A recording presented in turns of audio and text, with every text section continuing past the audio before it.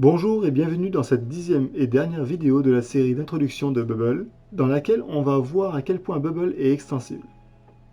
Bubble dispose d'une bibliothèque de plugins en constante évolution créée par la communauté elle-même et par l'équipe de Bubble. Cela permet à Bubble d'offrir encore plus de possibilités.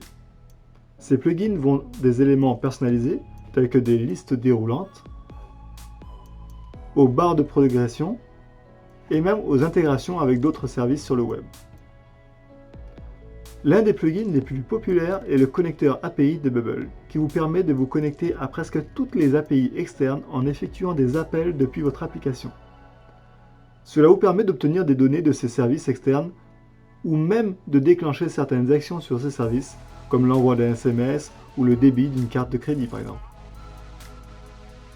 Vous pouvez également étendre Bubble en exposant les données de votre application via votre propre API.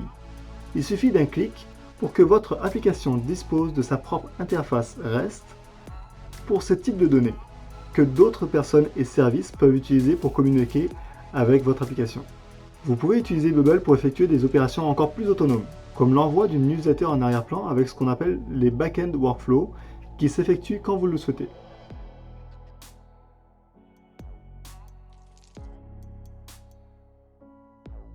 Bubble est aussi extensible que n'importe quel framework traditionnel finalement, mais vous disposez d'encore plus de ressources. Pour donner un coup de pouce dans la création de votre application, Bubble dispose d'une marketplace entièrement consacrée aux templates que vous pouvez ajouter à votre compte et utiliser au lieu de commencer à partir de zéro. Ces templates sont des designs et des workflows prêts à l'emploi.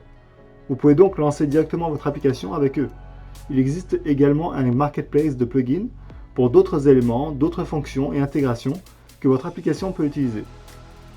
Bien sûr, vous pouvez également y contribuer en créant et en vendant vos propres templates et plugins et en les partageant avec la communauté. Bubble dispose d'ailleurs d'un forum très réactif et c'est idéal pour obtenir de l'aide d'autres bubblers expérimentés. J'en ai parlé dans une autre vidéo rapidement, mais je le reprécise ici, si vous débutez, pensez aux leçons interactives de Bubble. Ces leçons vous emmèneront ensuite dans l'éditeur et répéteront le processus à partir des principes que nous avons abordés ici dans les vidéos et vous aideront à les consolider lorsque vous commencerez à créer votre application avec des cas concrets.